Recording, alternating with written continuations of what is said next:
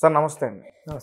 Free bus గురించి మాట్లాడుకుంటే ముఖ్యంగా మహిళల గురించి మాట్లాడుకోవాలి. ఎందుకంటే మహిళలు బస్సులో కొట్టుకుంటున్నారు. రీసెంట్గా సికింద్రాబాద్ నుంచి దుబ్బాక వెళ్ళే బస్సులో ఇద్దరు మహిళలు చెప్పులు తీసుకుని కొట్టుకున్నారు, జుట్టు లాక్కుని.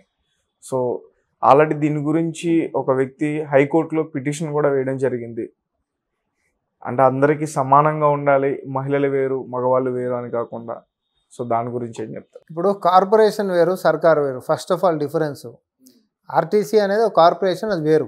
సర్కారు వేరు. సర్కారు తీసుకున్నటువంటి నిర్ణయంలో ఏంటిది అంటే మహిళలకు ఉచిత రవాణాను, తద్వారా కోట్ల మంది మహిళలు ఈరోజు ఉచిత రవాణాని వాడుకుంటున్నారు. తద్వారా వారు అనుకుంటున్నటువంటి గమ్యస్థానాలకి ఫ్రీగా ప్రభుత్వం ఆ యొక్క భారాన్ని మోస్తుంది. ఫ్రీగా వాళ్ళు ఎక్కడికి కావాలనుకుంటే అక్కడ పోతున్నారు. కోట్ల మంది ప్రయాణం చేస్తున్నటువంటి తీరులో ఒకటి రెండు సంఘటనలు అనేటటువంటి వారి వ్యక్తిగతంగా వాళ్ళకు ఉంటున్నటువంటి విషయాలను తీసుకొచ్చి సోషల్ మీడియా మాధ్యమాలలో పెట్టి చూసిరాళ్ళు జుట్లు పట్టుకురు కాబట్టి ఈరోజు బస్సు పథకం తీసేసేయాలి, లేకపోతే ఇగో బస్సులో హెవీ లోడ్ అయిపోయింది కాబట్టి బస్సు పథకం తీసేసేయాలి. నేను ఒకటి అంట, ఇన్ని 10 సంవత్సరాలు సౌతి తల్లి ప్రేమ చూపించి తెలంగాణను ఆగం పట్టించినటువంటి మీరు ఏ రోజన్నా మహిళల గురించి ఆలోచించినటువంటి పాపన పోయినరా? మరి ఇదే ఆలోచన మీకెందుకు రాలే?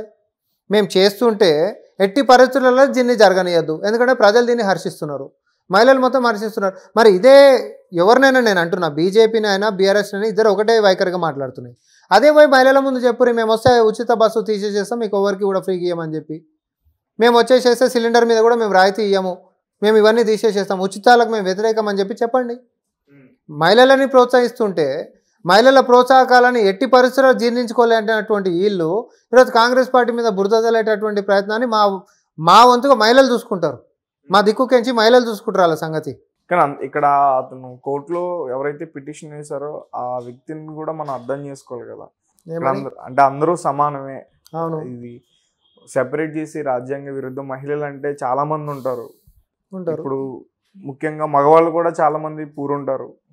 మహిళలు ఎక్కువ ఉద్యోగం చేసుకునే వాళ్ళు తక్కువ ఉంటారు, మగవాళ్ళు ఎక్కువ ఉంటారు. ఇబ్బంది కదా అని చెప్పేసి ఆయన ఒక వాదన కూడా వినిపించారు. అంటే అది అర్ధరహితంగా ఉందని నేనంట. ఎందుకు అంటున్నా అంటే ప్రతి ఇంట్లో కూడా మహిళలు ఉంటారు. మన ఇంట్లో మహిళలకి మంచి జరుగుతుంది అని అంటే స్వాగతించినటువంటి మొగోడు ఎవడు ఉండడు. ఈడనే కాదు, భూమండలంలో ఎవరైనా కూడా మన ఇంట్లో మహిళలకు ఏదైనా మంచి జరుగుతుంది, మంచి చేసేటటువంటి నిర్ణయం ప్రభుత్వం తీసుకుంది అంటే దాన్ని స్వాగతించము అని చెప్పేటటువంటి మొగోడు ఎవడు ఉండడు. పాయింట్ నెంబర్ 1, వాళ్ళకు వేరు మాకు వేరు అని చెప్పి నువ్వు గోడగట్టి మాట్లాడేటటువంటి వాడు యొక్క మానసికమైనటువంటి ఆలోచనలు మనం పరిగణనలోకి తీసుకోవాలి. మన అక్కకి, మన చెల్లెకి, మన అమ్మకి, మన అందరికీ కూడా ఉచితంగా బస్సు రవాణా అనేటటువంటిది మరీ ముఖ్యంగా పేదవారి కోసం ఇది ముందుకు తీసుకొని రావడం జరిగింది. ఇప్పుడు ఎప్పుడైనా కూడా లగ్జరీలల్లో ఫ్లైట్లలో పోయేటటువంటి వాళ్ళు, లేకపోతే క్యాబ్లలో పోయేటటువంటి వాళ్ళు, లేకపోతే వాళ్ళ సొంత వెహికల్స్లో కోట్ల రూపాయల కార్లలో పోయేటోళ్ళు వచ్చి ఫ్రీగా టికెట్ ఇస్తారు కాబట్టి 10 రూపాయలు నేను పోయి బస్సులో కూర్చుంటాం మనం ఎవరు అనరే? అంటే తెలంగాణలో పేదరికం ఉందంటున్నారా? ఉందనే కదా మేము అంటున్నాము, లేదని మేము అంటలే. కాంగ్రెస్ పార్టీ ఉందని అంటుంది. ఇన్ని రోజులు లేదని చెప్పి బీఆర్ఎస్ బొంకింది. కానీ వాళ్ళు చెప్పినట్టుగానే తలసరి ఆదాయం అనేటటువంటి నెలకి 20,000 రూపాయలు ఏమో లెక్క రాసిరాలు. తలసరి ఆదాయం పెంచేసేసినా మేము వచ్చినాక బ్రహ్మాండంగా అభివృద్ధి అయిపోయింది. మరి తలసరి ఆదాయం పెంచితే బస్సు ఉచితంగా పెడితే జనాలు ఎందుకు ఎక్కి దాని గురించి కొట్లాడుకుంటున్నారు? మీ లెక్కల ప్రకారం మీ భాషలో చెప్పాలంటే మరి చేయదు కదా, మరి ఎందుకు జరుగుతుంది?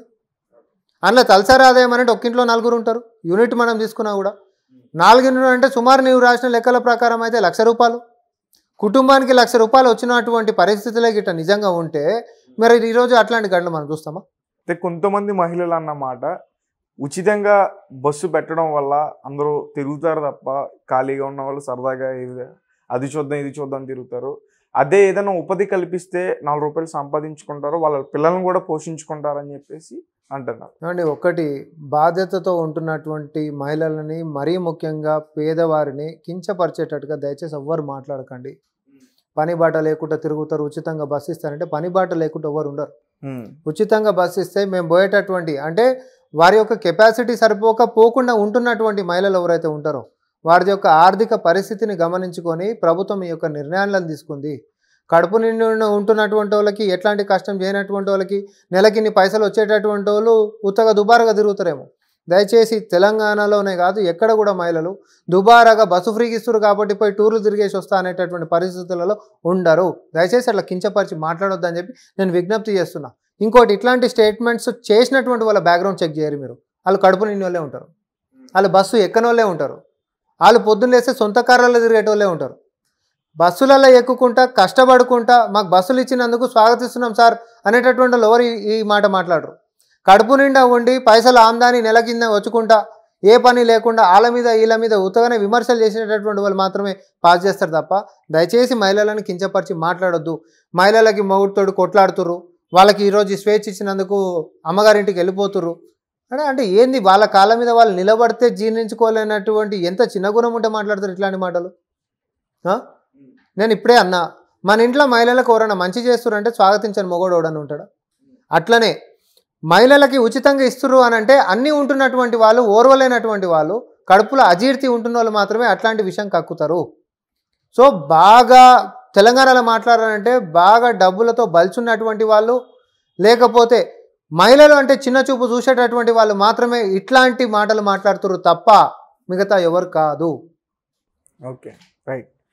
ఎమ్మెల్సీల విషయానికి వస్తే ఏంటి, అందరినీ ఏకగ్రీవంగా ఎన్నుకుంటున్నారు. సో ఏంటి దాని గురించి? ఏకగ్రీవమే కదా, అది పార్టీ నిర్ణయం, అధిష్టానం ఇచ్చింది, అధిష్టాన నిర్ణయం ప్రకారమే కాంగ్రెస్ పార్టీ పోతుంది కదా. అంటే అధిష్టానం అంటే ఇప్పుడు ఇక్కడ రేవంత్ రెడ్డి గారి నిర్ణయం అండి, లేకపోతే పైనుంచి వచ్చిందా? ఎప్పుడైనా రేవంత్ రెడ్డి గారి నిర్ణయము పైన నిర్ణయం అనేటటువంటి రెండు కోఆర్డినేషన్ తోటే పోతాయి, దీంట్లో ఎట్లాంటి అనుమానాలు ఏముంది.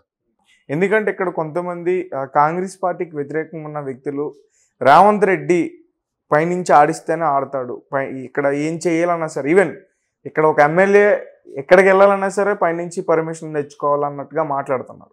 సో దాని గురించి ఇప్పుడు నేను ఇందాకనే ఒకటి చెప్పిన, కంచెలు తెంపే దగ్గరికి మొదలు పెట్టుకుంటే డ్రగ్స్ని నియంత్రించేదైనా, బెల్ట్ షాపులు తీసేసుడైనా, లేకపోతే విద్య మీద చిత్తశుద్ధితో రివ్యూ అయినా, లేకపోతే రైతు రుణమాఫీ పార్లమెంట్ ఎన్నికలకు అంతకుముందు ఇంత ఆర్థిక కష్టాలున్నా కూడా చేసేటటువంటి అంశాలైనా, దావోస్కు పోయి సుమారు 38,000 కోట్ల రూపాయల పెట్టుబడులు సాధించేటటువంటి దీంట్లో ఏమైనా అధిష్టానానికి సంబంధం ఉందా?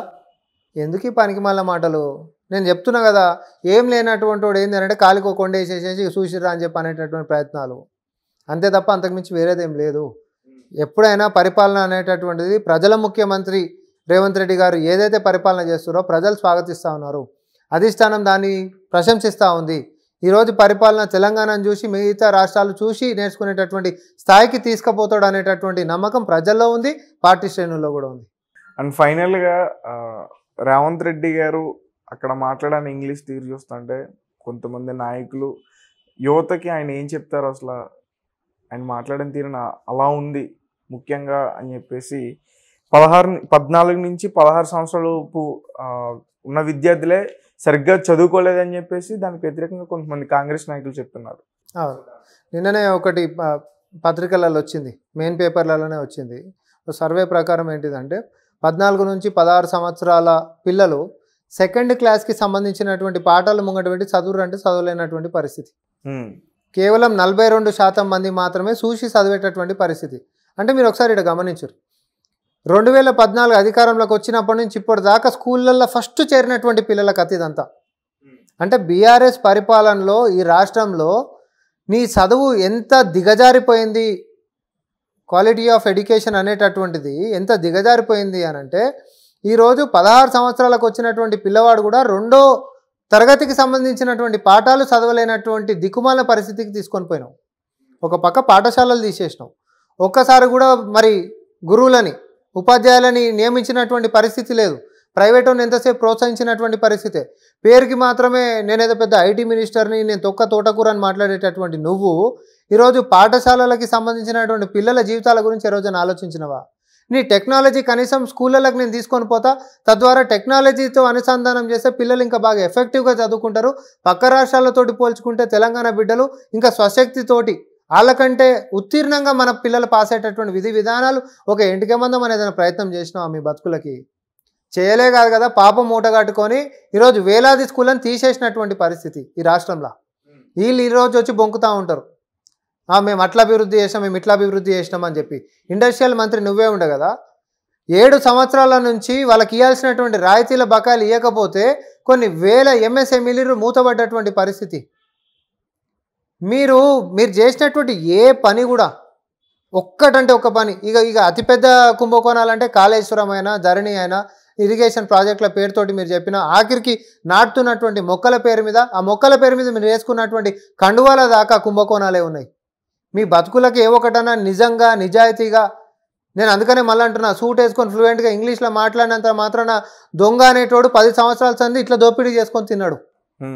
కానీ ఊర్లలో చదువుకొనైనా కూడా జనాల మన్ననలతోటి ప్రశ్నించుకుంటా తెగిడుపు అనేటటువంటిది వెన్ను చూపకుండా ఈరోజు ముఖ్యమంత్రి స్థానంలోకి వచ్చి భాషతోటి సంబంధం లేదు, భావంతో నా రాష్ట్రానికి వనరులు ఎట్లా రావో అని చెప్పి ఛాలెంజ్గా తీసుకొని వచ్చి ఈరోజు నెల రోజులనే సాధించి చూపించినటువంటి ప్రజల ముఖ్యమంత్రి రేవంత్ రెడ్డి గారికి, లేకపోతే పొంకనాలు కొట్టుకుంటా ఈరోజు పేపర్లలో మాత్రమే పబ్లిసిటీలు చేసుకుంటా సినీ తారల చుట్టూ తిరుగుకుంటా పాలన చేసినటువంటి కేటీఆర్కి చాలా తేడా ఉంది. ప్రజలు దీన్ని గమనించిండ్రు. మీ బూటకపు మీ వేషధారణలు, లేకపోతే మీ సుఖ సంతోషాల కోసము, మీ భోగ భాగ్యాల కోసం పరిపాలనని 10 సంవత్సరాల నుంచి ఈరోజు ఆర్థికంగా ఈ రాష్ట్రాన్ని ఎంత ముంచాలనంత ముంచారు. ఒక ఆర్థిక క్రమశిక్షణ ఎక్కడ లేదు. ఒక చిన్న ఉదాహరణ నేను చెప్తా. ఇప్పుడు మనం ఔటర్ రింగ్ రోడ్ నాగనాక్రామ్ కూడా అవతల పక్క పోతే ఔటర్ రింగ్ రోడ్ పొంటి బైసైక్లింగ్కి సంబంధించినటువంటి ట్రాక్లు వేసారు. మీరు అందరికీ తెలిసే ఉంటుంది. ఆడ ఎన్ని కోట్లు పెట్టేసిండు. సైకిళ్ళు దొక్కుతున్నటువంటి పరిస్థితి ఆడ ఏ రోజైనా చూసిర్రా?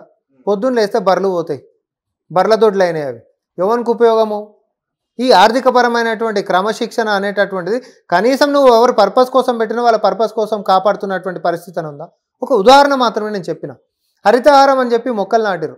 మొక్కలు ఏమైనా లెక్కలేమో 10,000 కోట్ల పైన రాసిర్రు. మొక్కలు ఏమైనా అంటే బర్రెలు తిన్నాయి అంటున్నాం. అంటే ఈ కుంభకోణాలు పెట్టేటప్పుడు వేసుకొని ఫోటోలకు పోజులు ఇచ్చేటటువంటి కండువాల దాకా కూడా కోట్ల రూపాయల లెక్కలు రాసి దుర్వినియోగం చేసినటువంటి మీ పరిపాలన వద్దు.